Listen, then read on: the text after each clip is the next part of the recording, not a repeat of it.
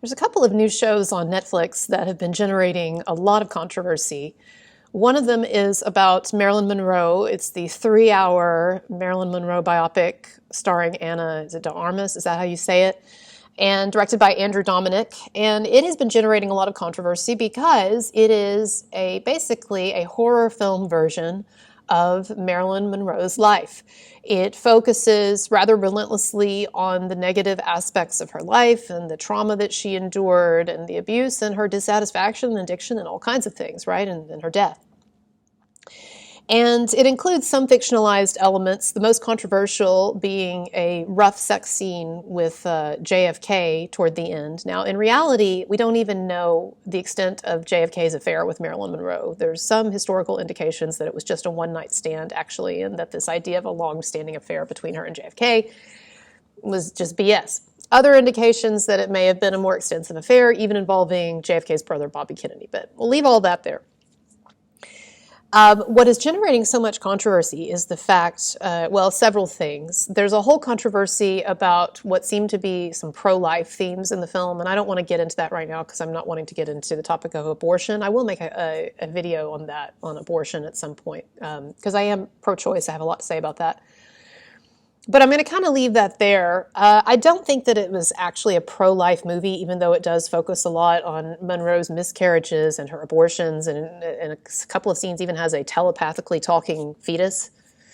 But I actually think that the director's intent was not to promote a pro-life perspective. But we'll talk about that some other time. But what the film is getting a lot of critiques for is the fact that it shows Marilyn Monroe getting abused so much. You know, it's a 3-hour film with her being abused by her mom, you know, who almost drowns her in a bathtub, and then her being shuffled, you know, to an orphanage and foster homes.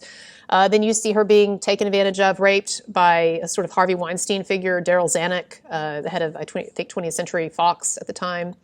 Anyway, and then we see, you know, an abusive Joe DiMaggio, who in fact did beat her up after she did that stunt on the grate, you know, with the air coming through the grate and her dress slip and everything. And Joe DiMaggio did beat her up.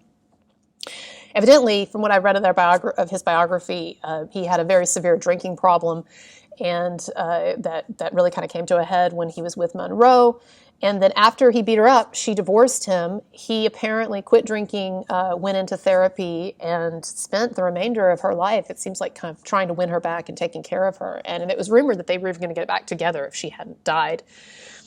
Anyway, so it focuses on her, you know, being abused by various men, or being always searching for love, never finding it, being, you know, falling apart, being a part of the abusive studio system, et cetera, et cetera. But there are several explicit sex scenes, although frankly, I did not think that anything except for the final notorious blowjob scene with JFK was any more explicit than what you find in a lot of other movies. In some ways, I actually thought the film was kind of tame, because the film just refused to even address the fact that Marilyn Monroe was molested growing up as a little girl, which to me, if you're going to make a horror movie about Marilyn Monroe's life, which is what the director Andrew Dominic said that he wanted to do, to me, one of the most horrific aspects of her life was the fact that she was molested by a guardian, a man that she trusted. But they just left that out. So, you know, how edgy are you really if you're not even alluding to that? I'm not saying I want to see a scene with something happening to a child, okay? But I'm just saying there are ways to allude to it. We've seen it done in other films before. So really, how edgy are you if you're not going to tackle that one? But there is a scene at the end where basically, some people have called it an assault, but there's a scene where Marilyn is, JFK, she goes to his room to meet him, or she's brought to his room to meet him for a romantic liaison. And she's giving him a hand job, and he gets frustrated, and he's like, you know, and so he takes her head. I can't show it or I'm going to get in trouble on YouTube, but he takes her head and he kind of shoves it down, and you see this sort of like comical look on her face. And she's like, oh, okay. And then the camera goes to a close-up right above the mouth. And I'm sorry to be so explicit, but I mean, this is the whole point, actually, of what I'm getting at here.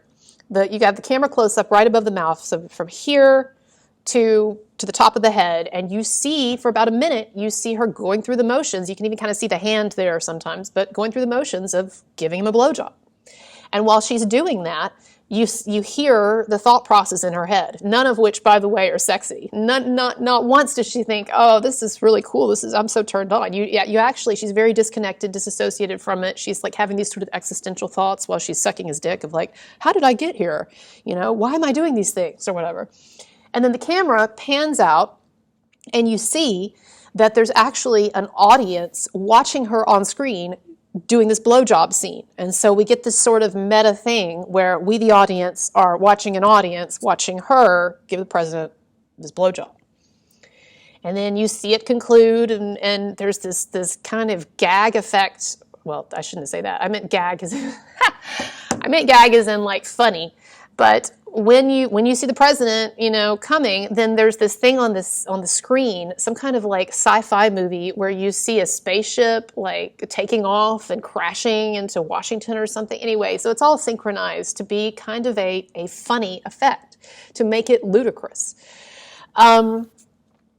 So that's getting a lot of controversy, and in general, this film is generating a lot of controversy. People saying that it's exploitative, that it only shows Marilyn in this exploitative, ridiculous light.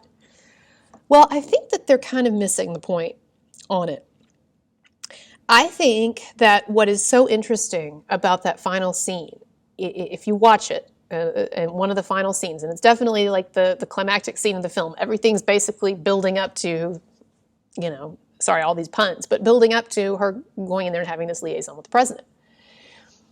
And I think that it's definitely intended, the way that it's filmed, with her having this sort of, existential monologue, while you see her doing this ridiculous act of giving him a blowjob, the close-up on the face and the eyes, and doing all this and everything, right?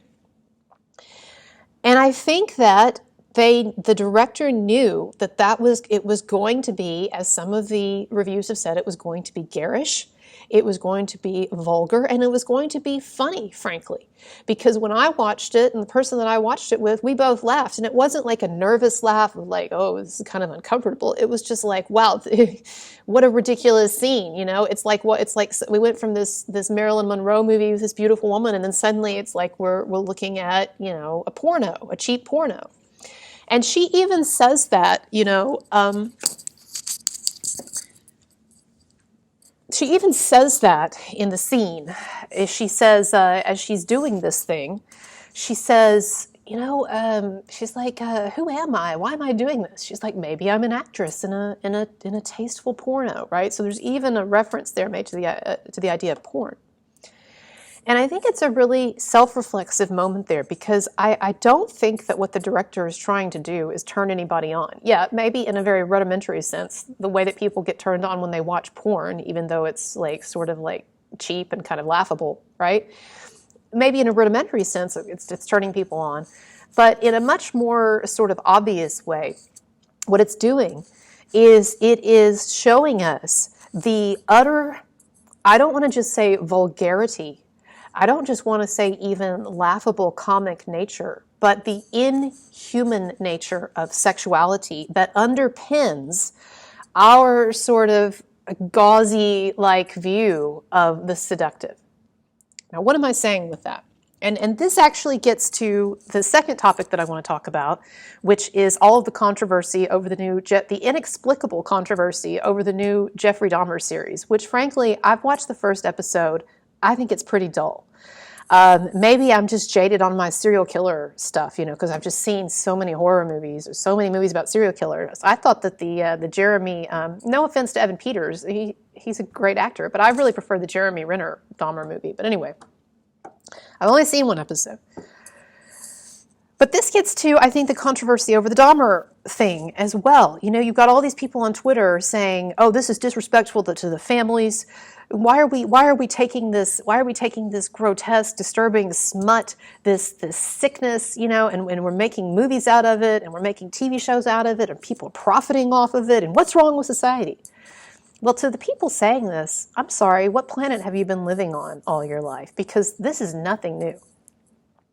And the idea that it is somehow improper for us to, it is not a proper object of interest for society, the fact that you had this mass murderer, this who was committing these murders, sometimes under the very nose of the police in Milwaukee, that's just supposed to be off limits, that's supposed to be of no interest, right? And people say, well, what about, the families of the victims or whatever? Well, we make movies about the Holocaust.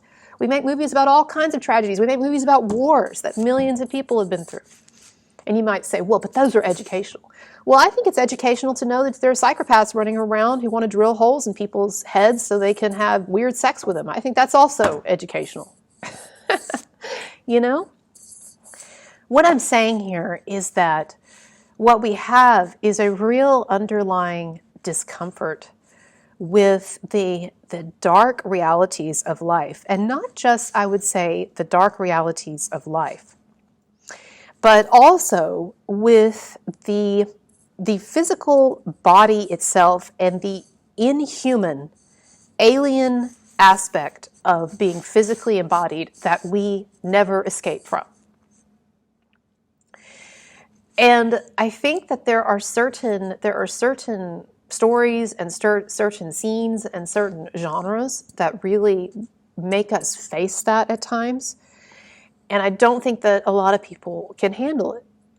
And I guess you could make an argument that if a number of people can't handle it, then maybe we shouldn't even be showing it. But I don't know. That gets back to this whole debate about, well, the world has all this disturbing stuff in it. Is it better to be blind? Is it better to put your head in the sand, or is it better to face it? And that's a whole existential question there. But getting back to the Marilyn Monroe thing, this is what I'm trying to say, is that I think what the director was trying to do, because the scene is so comical, it's so ridiculous when she's giving the president this blowjob, and even the way that it's punctuated at the end, when the president comes and you have this thing he's watching, this sci-fi movie he's watching on TV, and all of a sudden the rockets shoot off or whatever. Like, it's all meant to be a kind of a gag in the sense of like a joke. And also in the other sense, right? As Marilyn is doing this blowjob, she's telling herself, don't gag, don't gag. You gotta swallow, don't puke. What is all that about? Well, what it's showing us is that at the core of sexuality, there is actually something, even running through sexuality, that is inhuman, that is alien, that is disturbing to us. And I talked about this a lot. And I'm talking about beyond the issue of assault or consent. I'm way beyond that. I'm talking about even consensual sex. I talked about this a lot when I did the philosophy video on sex, and a lot of people didn't watch it because when I put the word philosophy in the title, a lot of people just immediately don't watch the video because they think it's going to be, I don't know, they think it's going to be boring, or they think it's going to be above their heads or whatever. I don't know. But I did a philosophy video about sex, and I talked about the fact that sexuality is, from a philosophical perspective, and if you want to look at where I talk about Bataille and some other philosophers in that video, go to the philosophy playlist, look at the sex video. But there is an inhuman aspect to running through sexuality, something that is alien, something that is grotesque about it, even and something that is disturbing.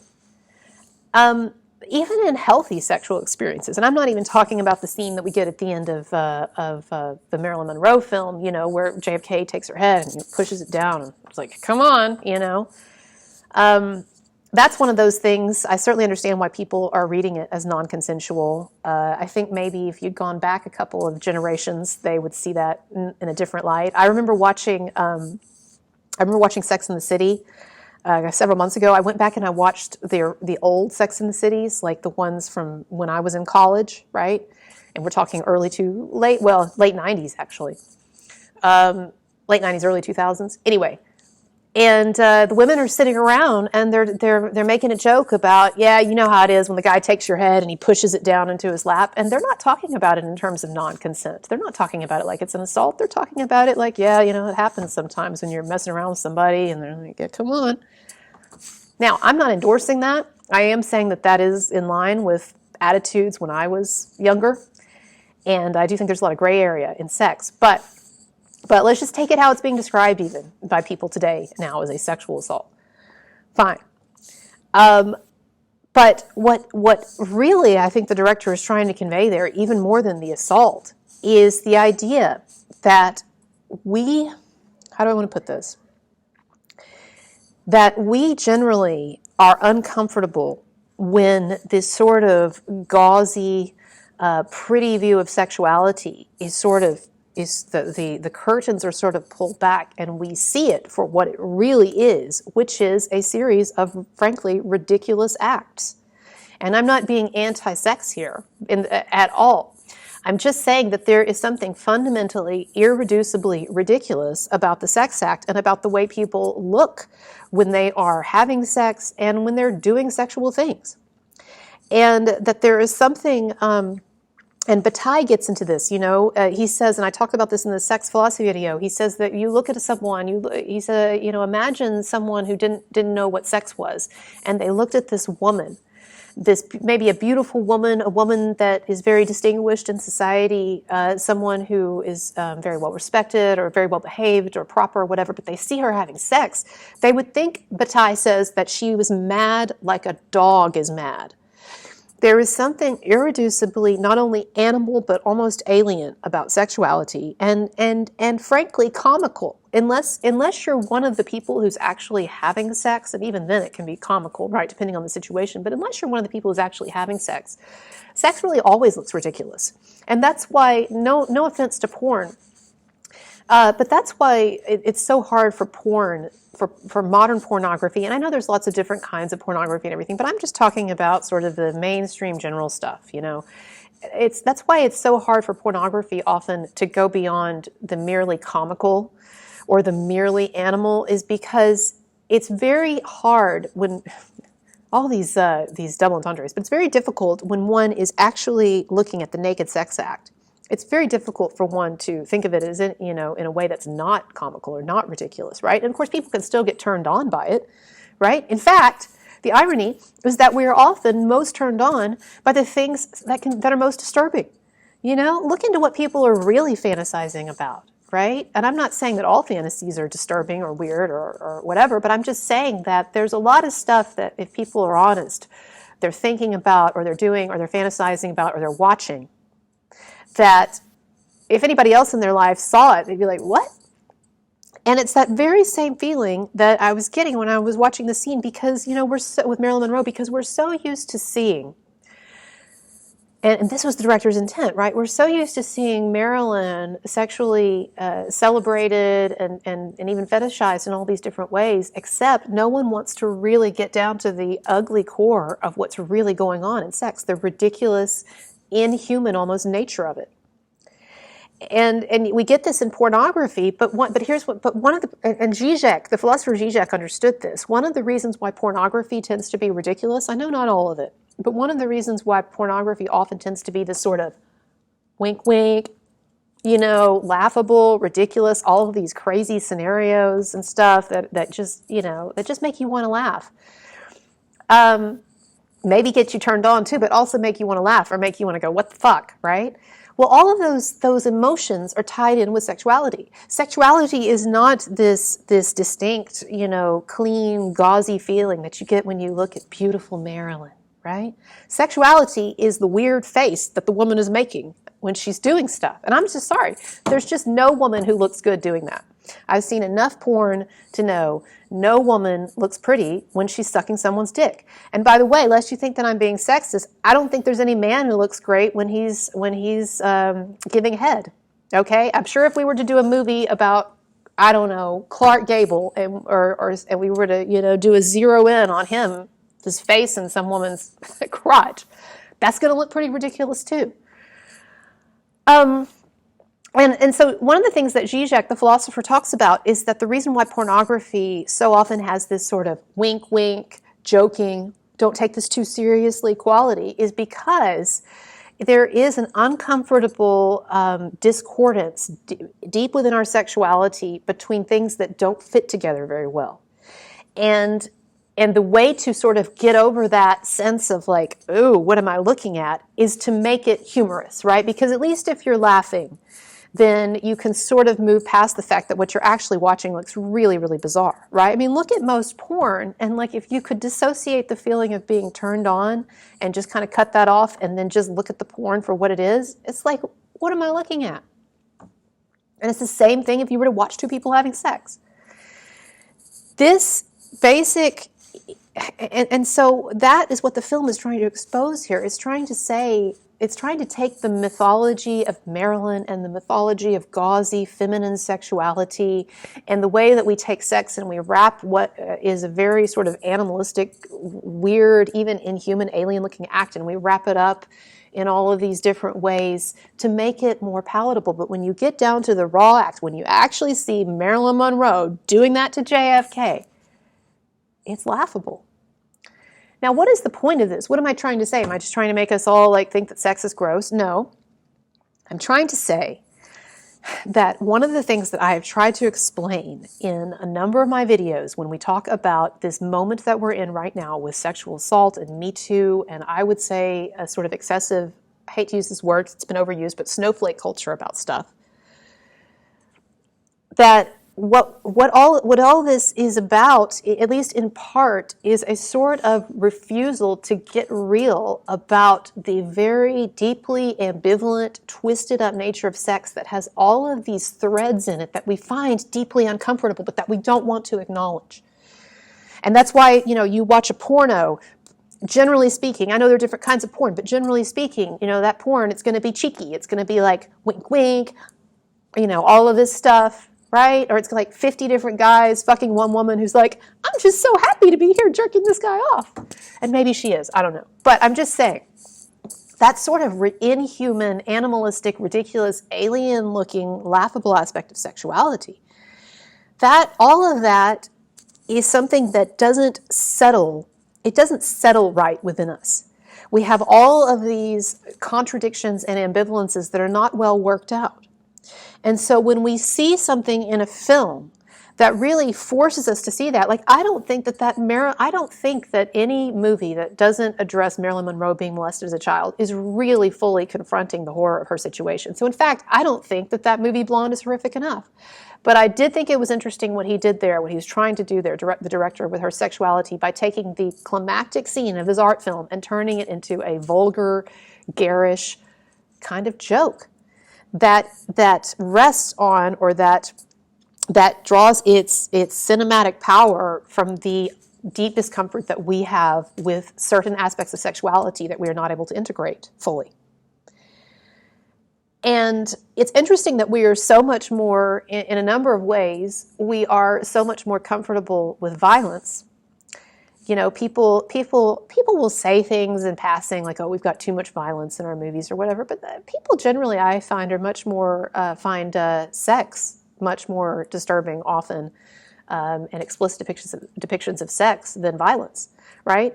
How many people complain, all this complaining about Game of Thrones and, oh, it's got too many rape scenes and whatever. Well, it's also got a scene where a guy gets his dick cut off. Why is no one complaining about that? That poor guy in Game of Thrones, what was his name that got his dick cut off? And yet you've got all the feminists and Claire McCaskill griping about Game of Thrones because it has a few rape scenes.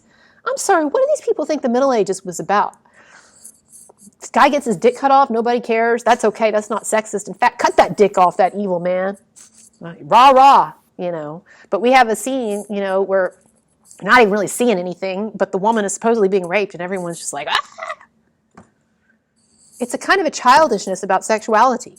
And what I'm trying to say here is that when we try to explain what is going on with some of these women, and not all of them, right? I know a number of these women, these false accusers, they're just in it for money and they're in it for fame and whatever. But I do think that some of these accusers are simply having a sort of remorse over the fact that they did sexual things, or maybe they did things with people that they're no longer attracted to, Maybe I was attracted to Marilyn Manson when I was in my Lolita phase, but now that I'm wanting to date women and be this gender activist, it's not working for me anymore. And in fact, I look back at that, I think it's kind of gross. Now, who can I blame for that?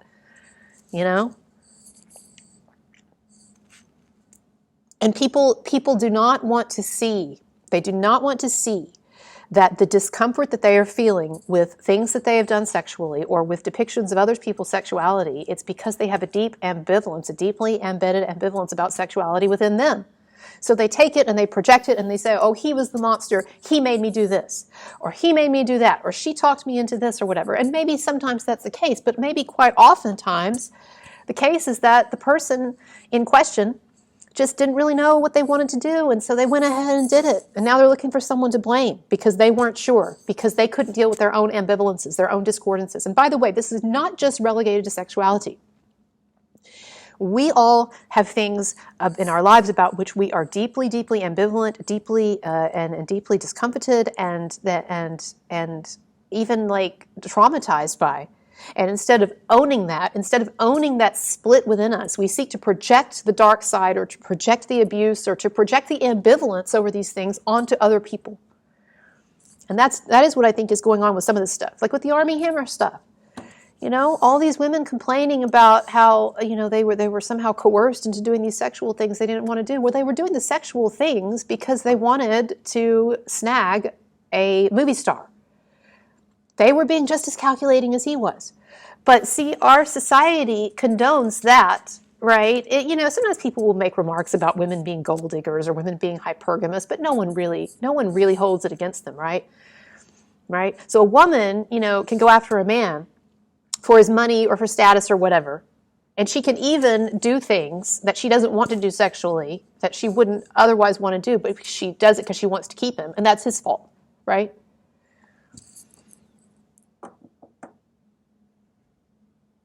So this gets me to the Dahmer thing.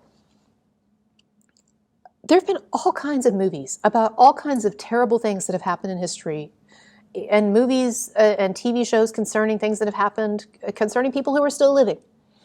And yet, I don't remember this kind of an outcry as we're seeing now over this Dahmer thing. And in fact, it's so ridiculous. I'm at a school right now, and I was just in the hallway, and I was overhearing a professor warning her student not to watch the movie Dahmer. And she brought it up out of the blue, like they were talking about something else. And then she's like, oh, by the way, don't watch that movie Dahmer. And the student's like, oh, really? Well, it looked kind of interesting. She's like, no. She's like, because look, it's exploiting victims. There are these victims. They don't want it out there. Well, screw them if they don't want it out there. I don't really care. It's a crazy story. It's newsworthy. I'd like to know what was going on in the man's head. So yeah, I want to watch it. If the victims' families don't want to watch it, then they don't have to watch it. And of course, you see an interview, or you read an interview with one of these people complaining, one of these tangential members of the victim's family who doesn't even remember the dead person because it was like 20 years ago. But this tangential member of the family is saying, well, you know, if the victim's families at least got some money out of it, then it'd be okay. Yeah, exactly. So you want money. You don't even care about this supposed controversy. You don't care that it's exploiting your dead relative. You're just upset because you're going to get the money. I'm so tired of like people taking these base, you know, motivations and trying to dress them up in some kind of woke social justice bullshit. I'm just tired of it.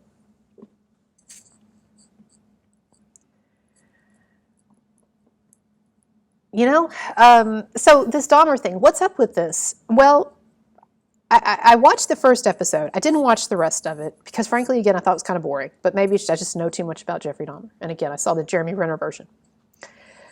But I think that maybe what's going on is a discomfort with the fact that Jeffrey Dahmer's, his murders were sexualized. That along with the cannibalism and everything was that in fact, what was going on, it was a messed up expression of sexual urges. In fact, one of the reasons why he, you know, tried to drill holes in the victims' heads, some of the victims' heads and stuff, is because he had this idea of creating a kind of a sex zombie where he could have sex with the body, but God, this thing's never going to get monetized, this video, where he could have sex with the body, but the consciousness would be absent. And this is actually not that strange of an idea. Again, I think some of the discomfort around this Dahmer stuff is that people are uncomfortable by the way that it's taking this animalism, you know, the violence, the cannibalism and stuff, but it's showing us how it was mixed in with with his sexuality. And I know you even have LGBTQ groups who are complaining about the fact that Netflix, you know, was marketing it as an LGBTQ movie, and I get I get that. I understand Jeffrey Dahmer is not a proper representative of the LGBT community, but I also find it interesting that sexuality is playing such a large part in this conversation. And you know, I think one of the most disturbing things about studying serial killers And what I'm about to say is going to sound crazy to a lot of people. And no, I don't have dead bodies in my basement. But serial killers, as disturbed as they are and as horrible as the things they do are, they are getting at they are confronting us with a certain truth about humanity, which is our base, irrational, animalistic drives, often tied up with sexuality that we are just barely in control of or not in control of at all. And yes, maybe my sexuality and issues that I might have don't manifest themselves like Jeffrey Dahmer's, right? I'm not going to be taking anybody off the street and drilling holes in their head so I can make sex mannequins out of them yet. But no, but seriously, that may not represent my sexuality, but you know what it does represent? It represents this inhuman, animal, alien piece at the heart of us humans that we don't like and that we would like to deny. And I just have to wonder, I just think that it's not a coincidence that you have these two movies coming out at the same time, or these two shows. One of them is a show, one of them is a movie. The Marilyn Monroe thing and the Jeffrey Dahmer thing. And there's this freaking out, this sort of puritanical freaking out on the internet. And I know it's just the internet, but there's this sort of freaking out even among critics.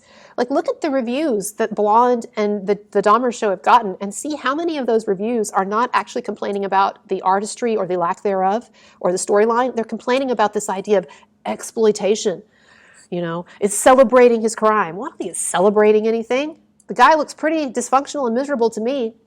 I'm not looking at that show and thinking this is to be emulated, but you know what it is doing? It's telling us something deeper and darker about ourselves.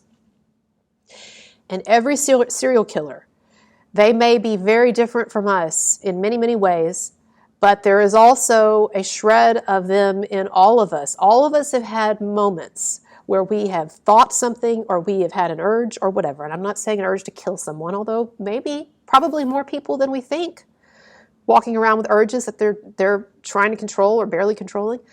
But we all know what it is to be run by the animal brain, or not just the animal brain, but the alien brain. And it's alien because it doesn't quite fit in with this nice societal package that we find so comfortable. And to me, that is and you might say, well, look, I just choose to go through my life not seeing these things because they're dark, they're depressing, they're disturbing. Well, that is a perspective. And I cannot say from my limited vantage point if that is not the correct perspective. In fact, it may be the psychologically healthier perspective. Like, I would probably be a psychologically healthier individual if I didn't have any bad stuff filling my head, if I didn't know about the horrors of this world. But some of us in this life realize that there are deeper and more important principles than being happy or feeling comfortable or feeling okay about things. And this sort of willingness to face the ugly in humanity, the line between good and evil that runs through each of us, even if we don't have Jeffrey Dahmer's issues, right? Or that sense of the alien that we feel whenever we're watching sex or we're having sex and we have that moment of like, what am I doing? And how bizarre and how icky does this feel right now? Everybody knows what it is to feel icky, to feel icked out by sex, to feel icked out by their sexual desires or icked out by someone else's sexual desires. And a lot of people would try to take that ick factor and project it onto someone else, project it onto someone from their past, or this person made me do this, or I didn't really know what I was doing, or he trafficked me from England and gave me a visa and stuff. Come on. How many of these women have said since their encounters with Marilyn Manson that they didn't really find him attractive? I find that kind of interesting, all right, because what that's telling me, and this is a persistent theme among several of Marilyn Manson's accusers, is this idea that, well, I really didn't find him attractive, but that's a big thing, because what they're telling us is that they weren't attracted to this guy, but they were having sex with him out of what they hoped they could get out of it, the golden ticket, as someone put it. Well, you know what? That's not his fault. And the fact that you, and I'm talking to some of these accusers, the fact that you did things at the time that maybe you look back on and you feel icked out about, just like you're looking at a Marilyn Monroe film starring yourself. There you are down there, the groupie, giving the guy the blowjob. How did I get here? Well, you put yourself there. And I have all the sympathy in the world, and for Marilyn, and I'm not trying to equate the Marilyn Manson stuff with the Marilyn JFK stuff, but I'm just trying to say that when I see the way people are hyperventilating right now over these two movies, the Marilyn thing and the Dahmer thing, I have to ask myself, what is really going on here? So anyway, be interested to see your thoughts. And as usual, if you enjoy my stuff, please check out my philosophy videos. There's people tell me they love the videos that I've been doing the last several weeks, getting deeper into stuff. Well, there's a whole playlist there, guys. Check it out, of stuff that almost none of you have watched. So check it out. But if you enjoy my stuff, as always, like, subscribe, hit me up on PayPal, Patreon. The links are below. Every tip is appreciated. And I will see you all later. And everybody have some great sex. Bye.